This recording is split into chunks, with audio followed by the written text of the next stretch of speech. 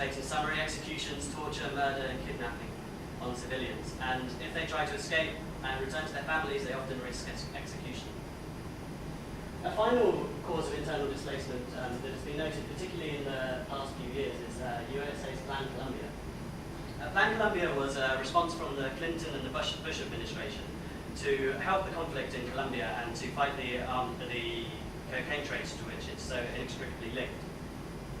It entailed a sharp increase of US support to the Colombian military and the national police, and it brought with it a wide variety of military intelligence and related hardware.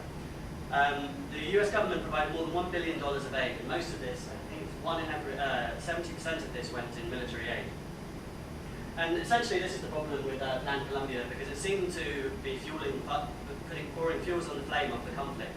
And a further reason why it's been criticised so much is the fumigation policies that have been implemented under it. Fumigation policies have been very controversial. Since its implementation, it's actually over 1 million hectares of land have been fumigated by Plan Colombia. But the central problem with fumigation is that it's impossible to only fumigate cocaine.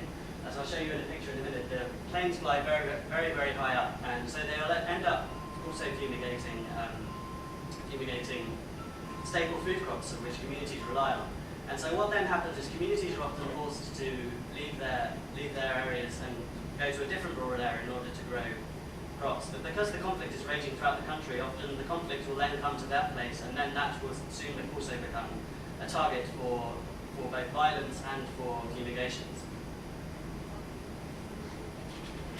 Another problem with internal displacement is that there are certain sectors of society that have been more disadvantaged by internal displacement than others. And this is particularly the case for indigenous people, and within this, indigenous women and women as a whole. It's estimated that 58% of internally displaced people are women in Colombia, and that 74% of them are women and children. And yes, it's important to point out that this data is actually very inaccurate, because it's difficult to discern exactly how many numbers of, especially women who have been displaced, especially women who have lost their families and who have been displaced by themselves. When they have been displaced, they often suffer discrimination from ethnic and gender prejudice, which means that they find it hard to carry on and create a new life in the region where they've been displaced to. Most displacement in Colombia is rural to urban, considering the vast majority of the conflict, especially nowadays in Colombia, is in the rural areas. However, the central problem is that communities who have been displaced from rural areas to urban areas have often been rural communities for generations and generations, and they simply lack the capacities to survive in the city. They lack education, they lack the skills and training necessary to build a decent life in the cities. This means that the fastest growing region in the cities, in many of the cities of Colombia, are the slums or the shanty towns. In these areas, internally displaced people face social stigmatization, exclusion from welfare and support systems. They rely on short-term emergency aid, which is often delayed in coming, and they frequently lack official registration and identity document, which impedes their access to social assistance, employment, and education and healthcare. Now I'd like to talk about the Ayuda indigenous community. Here you can see some of the communities in which internally displaced people have been living in the city of Colombia. The Ayuda indigenous community, for myself and for the rest of the project, are sort of an archetype example of the problems that internally displaced people around Colombia and indeed around the world are facing and continue to face this day. The Ayuda community are an indigenous community that they have their own culture, traditions and language, very distinct from the Hispanic identity that permeates much of Colombian society. They have been a rural community for generations, and they have traditionally relied on agriculture and fishing and farming for their survival. They originate from the Honduras Reserve in the Department of Caqueta, but they have now been displaced 4 times by the ongoing conflict in Colombia. And the community have now been displaced, now living in the city of Florencia. And there are 176 members of the community, and they are all currently living in 3 rundown houses in the outskirts of Florencia.